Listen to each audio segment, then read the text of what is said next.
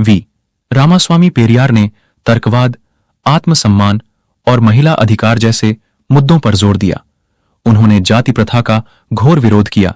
दक्षिण भारत में आज जोर शोर से ई और वी रामास्वामी यानी पेरियार का जन्मदिन मनाया जा रहा है।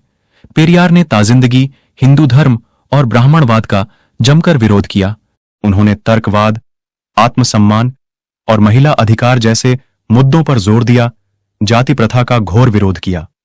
यूनेस्को ने अपने उद्धरण में उन्हें नए युग का पैगंबर, दक्षिण पूर्व एशिया का सुकरात, समाज सुधार आंदोलन का पिता, अज्ञानता, अंधविश्वास और बेकार के रीति रिवाज का दुश्मन कहा।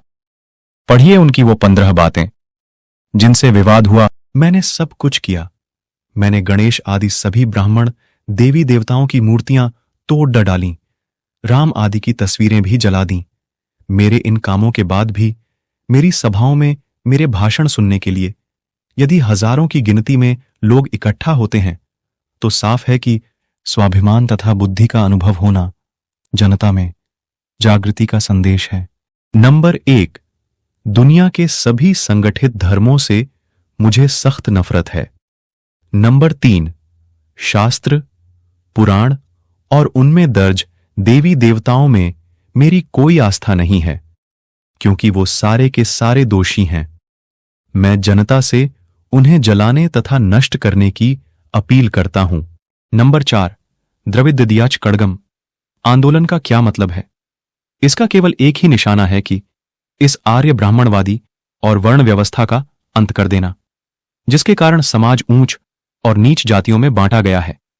द्रविड़ दियाच कड़गम आंदोलन उन सभी शास्त्रों, पुराणों और देवी देवताओं में आस्था नहीं रखता जो वर्ण तथा जाति व्यवस्था को जैसे का तैसा बनाए रखे हैं। नंबर 5, ब्राह्मण हमें अंधविश्वास में निष्ठा रखने के लिए तैयार करता है। वो खुद आरामदायक जीवन जी रहा है, तुम्हें अछूत कहकर निंदा करता है। मैं आपको सावधान करता हूं कि उनका विश्वास मत करो। नंबर 6, ब्राह्मणों ने हमें शास्त्रों और पुराणों की सहायता से गुलाम बनाया है। अपनी स्थिति मजबूत करने के लिए मंदिर, ईश्वर और देवी देवताओं की रचना की। नंबर 7, सभी मनुष्य समान रूप से पैदा हुए हैं, तो फिर अकेले ब्राह्मण उच्च व अन्य को नीच कैसे ठहराया जा सकता है? नंबर 8, आप अपनी मेहनत की गाढ़ी कमाई क्यों इन मंदिरों में लुटाते हो? क्या कभी ब्राह्मणों ने इन मंदिरों, तालाबों या अन्य परोपकारी संस्थाओं के लिए 1 रुपया भी दान दिया? नंबर 9, हमारे देश को आजादी तभी मिली समझनी चाहिए जब ग्रामीण लोग देवता, अधर्म, जाति और अंधविश्वास से छुटकारा पा जाएंगे।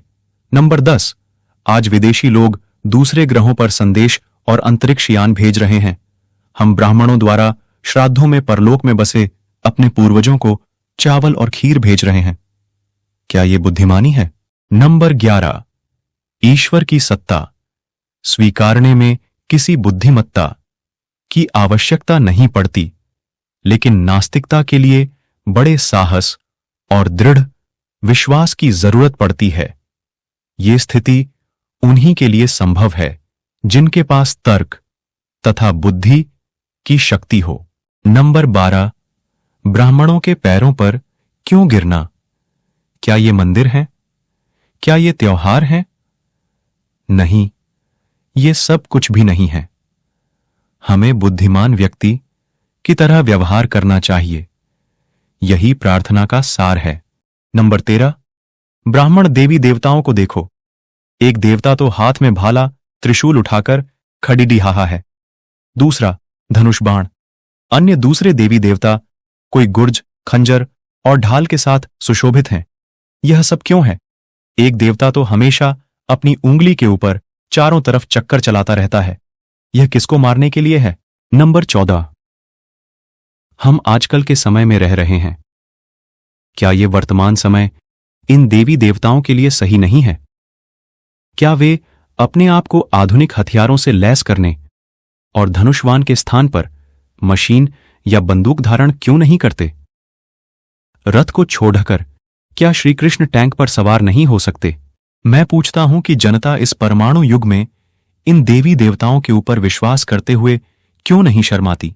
नंबर 15, उन देवताओं को नष्ट कर दो जो तुम्हें शूद्र कहे। उन पुराणों और इतिहास को ध्वस्त कर दो जो देवता को शक्ति प्रदान करते हैं। उस देवता की पूजा करो जो वास्तव में दयालु, भला और बौद्धगम्य है। ये रहे पेरियार साहब की 15 बातें। दोस्तों, अगर आप ऐसे ही और तर्कशील विचारों को सुनना चाहते हैं तो आप हमारे YouTube चैनल स्ट्राइकर अशोक को सब्सक्राइब करें और बेल आइकॉन को जरूर दबाएं। जय भीम।